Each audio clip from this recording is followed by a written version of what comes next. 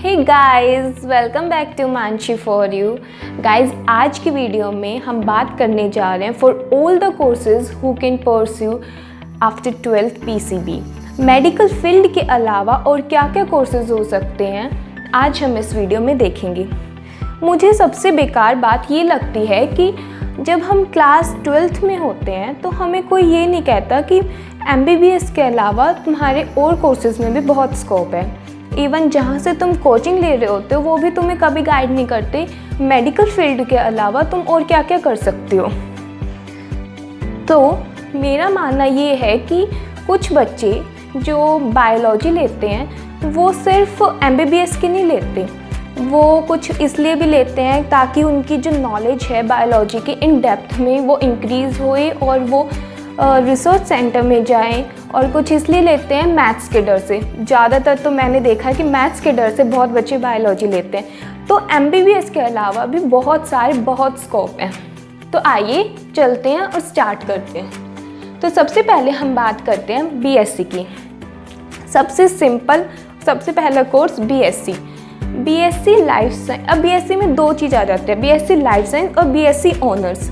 BSc life science में मतलब कि प्लेन BSc होती है। इसमें जूलॉजी, बॉटनी, केमिस्ट्री, इसमें हमें तीनों सब्जेक्ट इक्वल अमाउंट में पढ़ने होते हैं। और जो BSc ऑनर्स है, ऑनर्स मतलब किसी में स्पेशलाइजेशन करना, जैसे जियोलॉजी, बॉटनी और केमिस्ट्री। PCB के बच्चे तीन चीज़ों में स्पेशलाइजेशन कर सकते हैं BSc ऑनर्स में, जियोलॉजी, बॉटनी और केमिस्ट्री। BSc ऑनर्स में जूलॉजी में हम पढ़ते हैं ह्यूमन एनाटॉमी के बारे में, ह्यूमन बॉडी के बारे में, उसकी फिजियोलॉजी, एनाटॉमी के बारे में। और बॉटनी में हम पढ़ते हैं प्लांट्स के एनाटॉमी, फिजियोलॉजी के बारे में। जूलॉजी और बॉटनी में ये मेन डिफरेंस है। जूलॉजी में पढ़ेंगे हम ह्यूमंस के बारे में और प्लांट्स में पढ़ेंगे, बॉटनी में पढ़ेंगे हम प्लांट्स के बारे में, ठीक है। और BSc लाइफ साइंस, इसमें हम पढ़ेंगे तीनों सब्जेक्ट इक्वल अमाउंट में। अगर मेरे कंपैरिजन की बात आए, मेरे अकॉर्डिंग जो BSc ऑनर्स करना बेटर रहेगा, क्योंकि इसमें हमारी स्पेशलाइजेशन होती है एक, और रिसर्च में भी जाते हैं हम, ठीक है।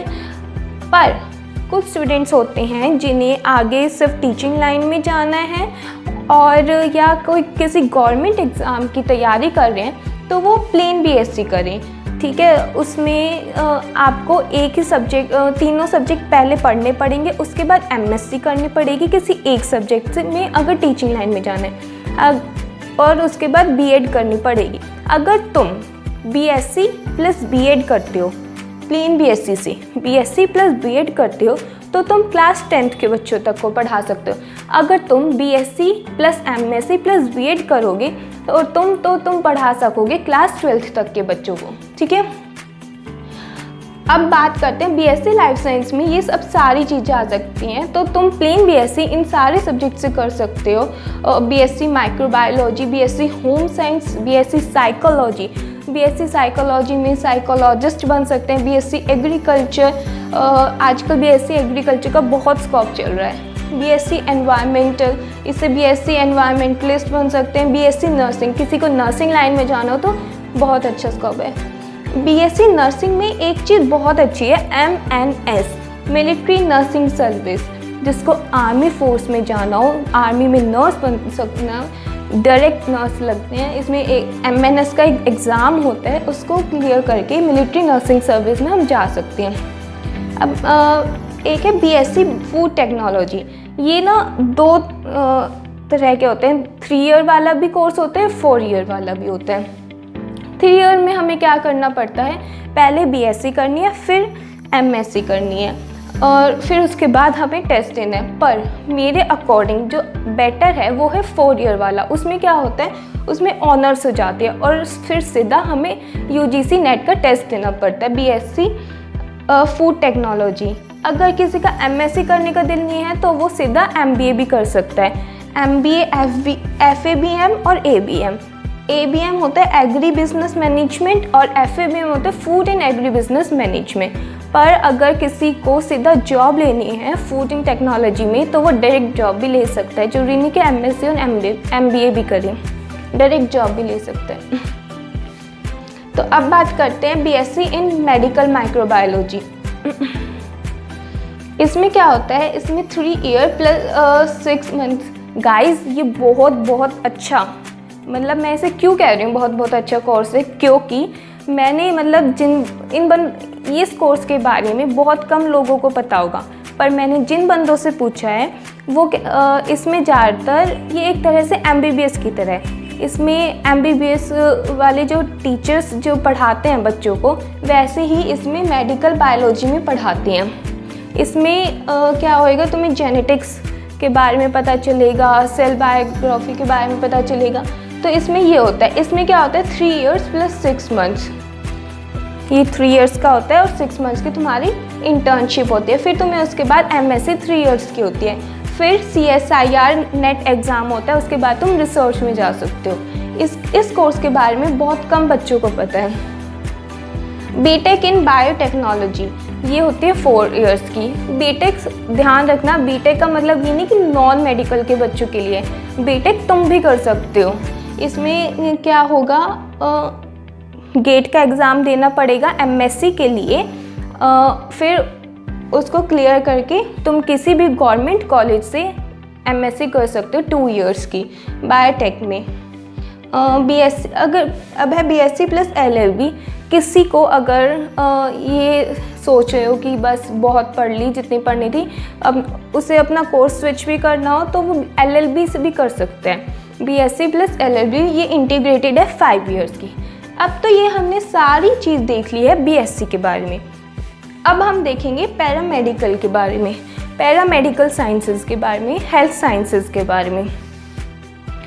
अब यहाँ पे BPT 4 इयर्स का होता है और 6 मंथ की इंटर्नशिप होती है। BPT मतलब बैचलर इन फिजियोथेरेपी।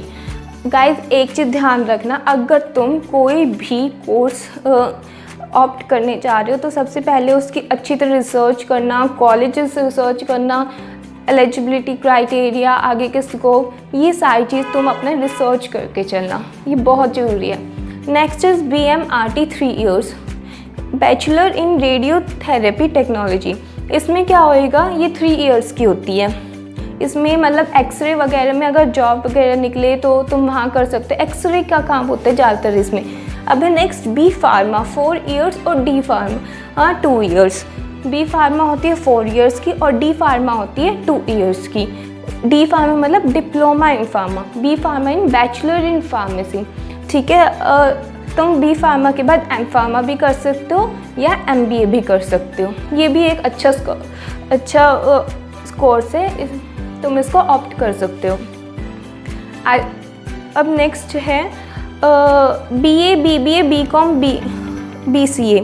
गाइज ये मैं क्यों कह रही हूँ BA, BA, कुछ स्टूडेंट्स का मेन मोटो होता है गवर्नमेंट एग्ज़ाम का। जरूरी नहीं कि तुम PC के बाद BSc करो या उसी लाइन में जाओ, तुम स्विच भी कर सकते हो अपना कोर्स, जैसे BA bachelor in arts, BBA, BCom, BCA, तुम स्विच करके इनमें भी आ सकते हो। जिनको गवर्नमेंट एग्ज़ाम्स में जाना हो या अपनी लाइन ही चेंज करनी हो, ये बहुत अच्छा है। खासकर गाइस गवर्नमेंट एग्ज़ाम के लिए जो UPSC एस्पिरेंट्स हैं BA ऑप्ट करें ताकि उनका बेस पहले से ही क्लियर होता चला जाए। तो आज की वीडियो यहीं ख़त्म करते हैं। आई होप आपको ये पसंद आई हो और आप अपने लिए इनमें से कोई बेस्ट कोर्स ढूंढ पाए हो। और प्लीज़ एक बार अच्छी तरह रिसर्च कर लीजिए। Thank you and have a nice day.